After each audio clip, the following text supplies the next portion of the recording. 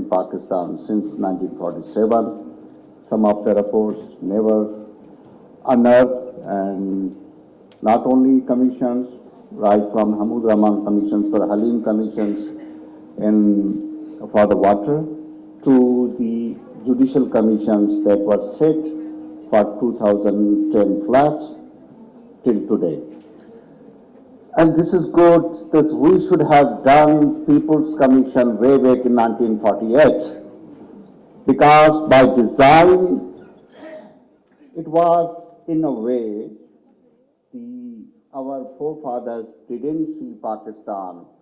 for a certain class who clutched the power and devastated a vast, poor Pakistan as we are facing today. And in this very moment,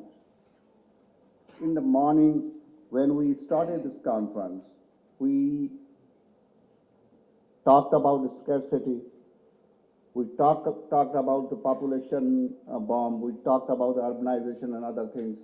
and climate change. And I simply humbly request, sir, even without climate change impacts that we are facing today, we would have done as bad as we are doing today without the question of governance. So the problem with Pakistan is not the problem of water scarcity, it's the problem of water governance, sir.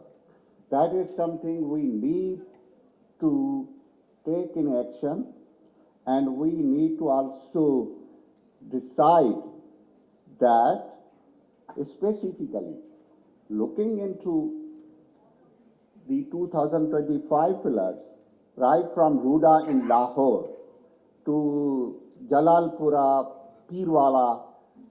in Muzaffargarh, it tells us one simple story, that we have encroached the waterways for our financial and benefits, and the land, specifically special planning, has failed, not us, but we have encroached in a way that we have built cities, schemes, and converted riverine forest into agricultural land, not going to common poor people of Pakistan. That have been done by some